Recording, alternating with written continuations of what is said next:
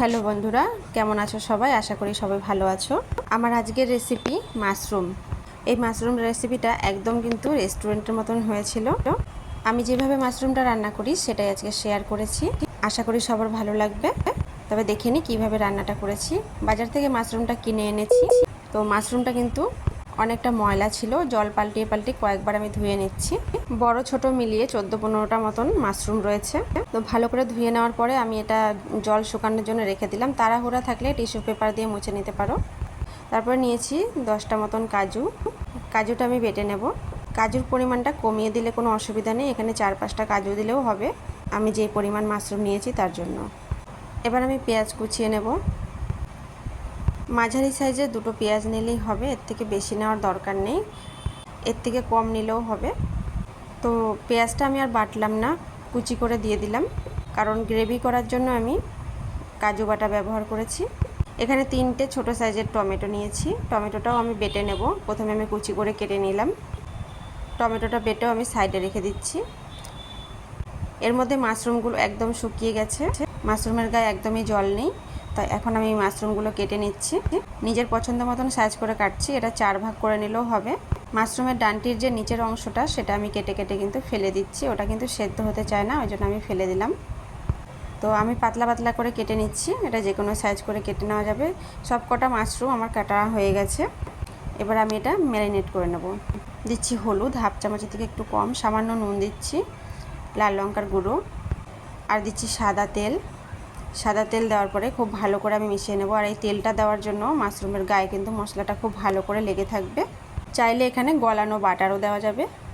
এখানে সামান্য আমি ভিনিগার দিচ্ছি, সামান্য একটু দিয়েছি, এটা অপশনাল, না দিলেও হবে। তো খুব ভালো করে মেখে নেওয়া হয়ে গেছে। এবার আমি এটা ঢাকা দিয়ে কিছুক্ষণের জন্য রেখে দেব।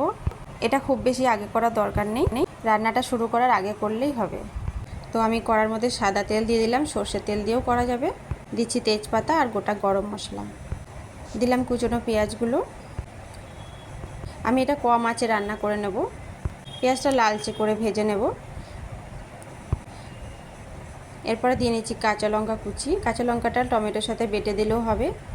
আমি এইভাবে দিলাম, দেখতে ভালো লাগবে রান্নার মধ্যে, আর খেতেও কিন্তু ভালো লাগে মুখে পড়লে। ঝালটা আমি নিজের পছন্দ মতন দিয়ে নিয়েছি, আর সবকটা লঙ্কা আমি কাটলাম না, বেশি ঝাল হয়ে যাবে, তাই আমি 2টো লঙ্কা এভাবে উপর থেকে দিয়ে দিলাম। তো পেঁয়াজটা ভাজা হতে থাক, তার মধ্যে আমি আদা রসুনটা বেটে নিয়েছি।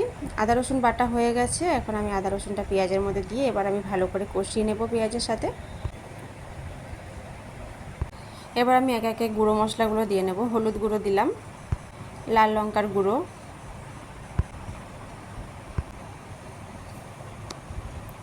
খুব ভালো করে ভাজা হয়ে গেছে, দিলাম সামান্য নুন। আমি কিন্তু অল্প অল্প করে নুন দিচ্ছি, একবারে কিন্তু আমি বেশি দিইনি। খুব ভালো করে ভাজা করে নেওয়া হয়ে গেছে। এবার আমি দিয়ে দিচ্ছি টমেটো বাটাটাও আমি ভালো করে মিশিয়ে নিয়ে ভালো করে কষিয়ে নেব।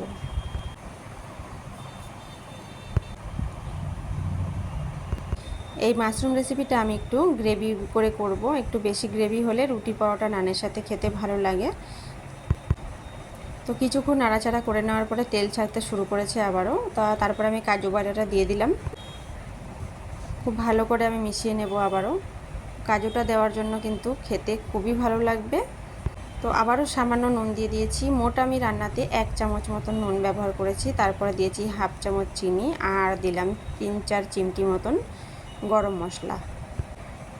আবারও নাড়াচাড়া করতে থাকবো। সাইড দিয়ে তেল ছেড়ে এলে জল দিয়ে দিতে হবে। আমি জল দিয়ে দিলাম 1 কাপ।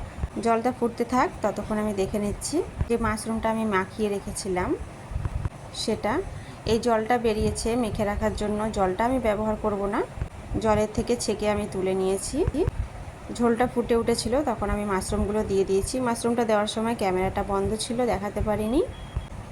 তো মাশরুমগুলো দেওয়ার পরে খুব ভালো করে আমি মিশিয়ে নিচ্ছি, আর খুব ভালো করে মিশিয়ে নিয়ে কিছুক্ষণ আমি ঢাকা চাপা দিয়ে রান্না করব। 10 মিনিট মতন ঢাকা চাপা দিয়ে আমি রান্নাটা করে নেব। 10 মিনিট পরে ফিরে এলাম। এখন মাশরুম রান্নাটা মোটামুটি রেডি। তো ওপর থেকে আমি একটু বাটার দিয়ে দিলাম, বাটারটা মিশিয়ে দেব। বাটারটা দেওয়ার জন্য কিন্তু রেস্টুরেন্টের মতন স্বাদ আসবে খেতে। আর দেখতেও খুবই ভালো লাগবে।